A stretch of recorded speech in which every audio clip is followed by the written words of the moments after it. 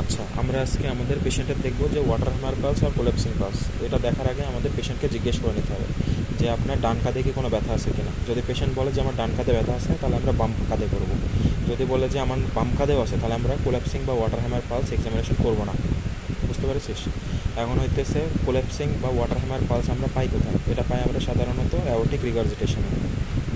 Volume বেশি হয়ে যায়, আমাদের লেফট হার্ট যখন পাম্প করে তখন অনেক ভলিউমের ব্লাড আমার সিস্টেমিক সার্কুলেশনে চলে আসে, তখন সেটা আমি ফিল করতে পারি আমার হাত দিয়ে। এখন আমরা জেনারেলি আমরা পালস এক্সামিনেশনের সময় আমরা কী করি, হাতটা সেমিফ্লেক্স করি আর আমাদের এই 3 আঙ্গুল রাখি আমাদের হচ্ছে রেডিয়াল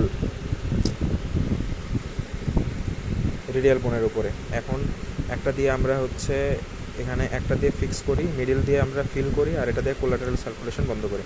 কিন্তু আমরা এই ক্ষেত্রে কী করবো, এই ক্ষেত্রে আমরা 3টা আঙ্গুল ব্যবহার করবো না। এক্ষেত্রে আমরা পেশেন্টের এক হাত ধরে সেমিফ্লেক্স করবো, আর আমাদের ফিঙ্গারের যে পাল্প আছে, ফিঙ্গারের যে ফিঙ্গার বেজ আছে, এই ফিঙ্গার বেজ দিয়ে আমরা এখানে ধরবো। ধরে ডান হাত দিয়ে ধরবো আর বাঁ হাত দিয়ে আমরা কী করবো, ডান হাত দিয়ে ধরবো আর বাঁ হাতে আমরা যে ফিঙ্গার বেজ আছে এটা দিয়ে আমরা এখানে ধরবো। এখানে ধরে আমরা পেশেন্টের সাডেন উপরে উঠাই নিব হাত। সাডেন যখন উপরে উঠাই নিব হাত, তখন আমরা প্রথমে পালসটা ডাউন পাবো, তারপরে আমরা র্যাপিড একটা থ্রাশ পাবো। এটা হচ্ছে আমাদের ওয়াটার হ্যামার পালস এক্সামিনেশন। ধন্যবাদ সবাইকে।